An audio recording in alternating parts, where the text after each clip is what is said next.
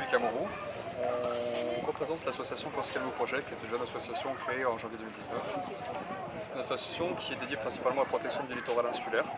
L'objectif durant cette régate était de mettre en place un chalut manta qui nous a été prêté gracieusement par Patrick Fabre, représentant de l'association Océanoplastique.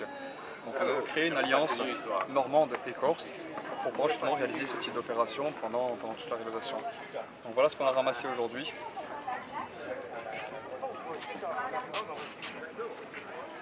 Donc on retrouve du plastique principalement, du métal, des chaussures, du tout venant, beaucoup d'encombrants,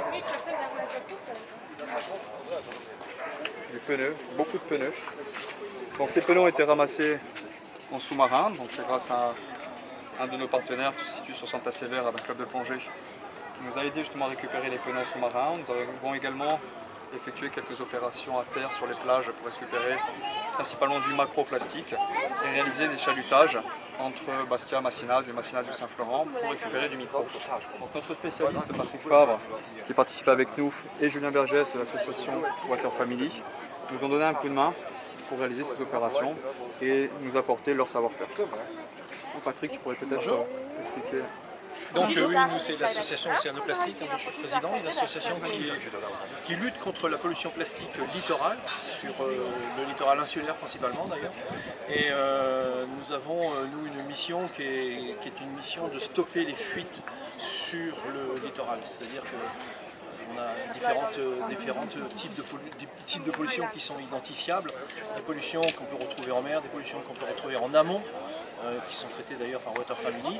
Et nous, c'est vraiment un travail sur le littoral et une volonté et une mission qui est de stopper les fuites. Alors aujourd'hui, on a fait plusieurs prélèvements, on a fait des prélèvements de surface sur différents traits de chalutage depuis Bastia, depuis hier.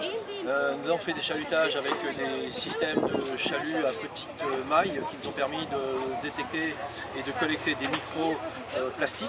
Et puis on a également récolté des plastiques qui flottaient à la surface de l'eau. On a fait des prélèvements également au fond, comme vous l'a expliqué Ludovic, et puis quelques prélèvements également sur certains sites du parc marin pour observer un peu la dégradation littorale par le plastique. Alors par exemple, ce qu'on trouve, c'est tout ce que vous avez vu ici, mais également des tout petits déchets plastiques comme ça que vous voyez qui sont tout simplement issus de gros déchets plastiques, ou des mégots bien sûr, de gros déchets plastiques mais qui ont été altérés par le temps, dans les courants, par les ultraviolets, etc. et qui finissent par se fragmenter. Ce qu'il faut savoir, c'est que cette fragmentation du plastique pendant qu'il dérive en mer, c'est celle qui est la plus dangereuse. Le plastique en lui-même n'est pas très dangereux, par contre il contient des éléments qui sont des éléments toxiques, des additifs, des retardateurs de flamme, des colorants, des durcisseurs, etc.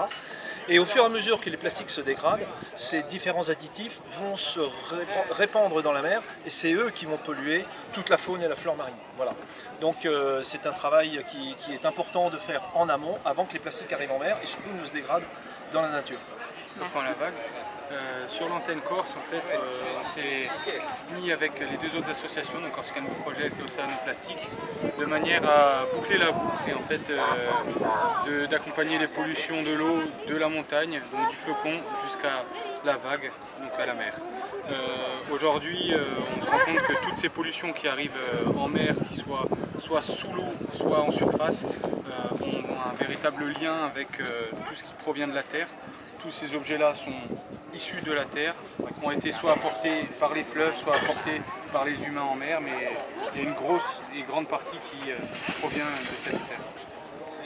L'idée de l'association, c'était vraiment de se greffer pour accentuer et donner vraiment du poids à cette mission sur une belle course en fait, qui est vue par de nombreuses personnes et de sensibiliser justement le grand public, les plus jeunes et les plus anciens pour vraiment avoir un travail conséquent et qui soit vraiment complet pour peut-être changer les choses. L'objectif de cet événement, c'est réellement de pouvoir associer l'ensemble des compétences d'Océanoplastique, des compétences de Water Family, des compétences de Corsica Project en termes techniques, pour pouvoir optimiser ce type d'opération, pragmatique, choc et essentielle pour l'environnement.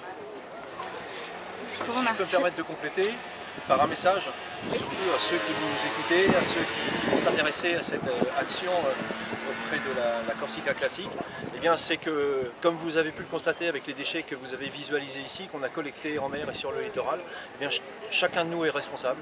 Donc, quelle que soit notre activité, professionnelle ou de loisir, nous avons tous, à un moment donné, fuité dans la nature avec nos déchets plastiques.